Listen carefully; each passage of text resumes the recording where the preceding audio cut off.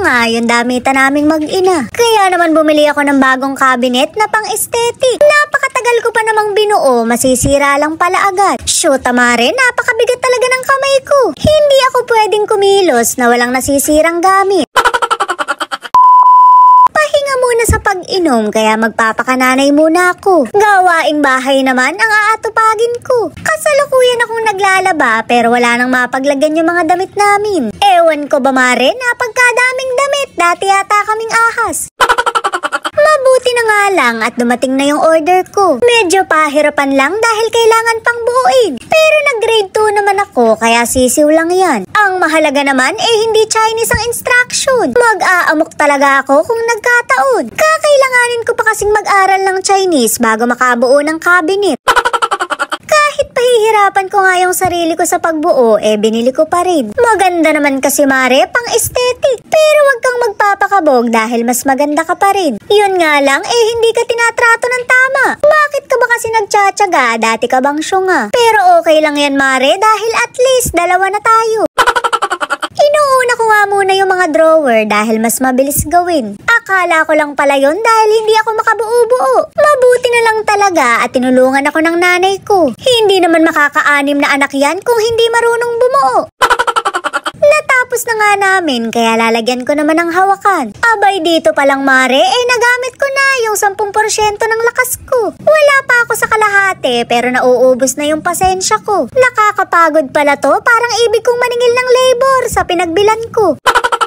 Medyo nakakalito lang pero kinaya naman. 4 na oras din yung nilaan ko bago matapos to. Syempre hindi ko na sinama sa video yung mga katangahan ko. Gusto ko lang naman ng lagayan ng damit, sumakit pa yung ulo ko. Muntik pa akong itakwil ang nanay ko dahil lang dito. Mare, nag-aangila na kami.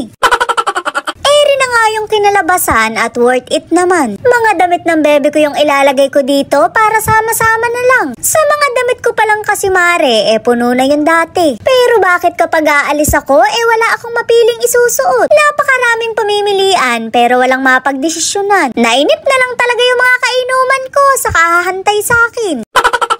Nilinis ko na nga muna yung paglalagyan ko. Dini ko na lang itatabi sa make-upan ko. May gulong naman yung ilalim kaya madali lang ipwesto. Saktong-sakto lang yung kulay dahil bumagay sa mga gamit ko. Medyo hindi lang pantay kaya inayos ko. Shoot, Mare, nakasira pa ako. Napakatagal kong binuo, nasira lang ng segundo. Iba rin talaga yung bigat ng kamay ko. Kada kikilos ako hindi pwedeng walang masisira. Pero okay lang yan dahil kaya pa namang buuin yan. Ang mahirap lang naman buuin yung nasirang tiwala. Kung pwede nga lang dikitan, bakit hindi? Kaso, Mare, mahirap na ulit ibalik ang tiwala. Parang baso lang yan na kapag nabasag, pwede pang mabuo. Yun nga lang, may lamat na. Teka lang, Mare, nasa cabinet pa ba tayo? Ililipat ko na nga yung damit ng Disney Princess kong bebe. Puro pang Disney Princess na dress to, pero paglaki niya, magiging tagahugas lang naman ng plato. Kaya naman habang bata pa siya, sulitin na ang pagro-Roblox. Paglaki-laki niyan, Mare, hugasin na ang tinatrash to.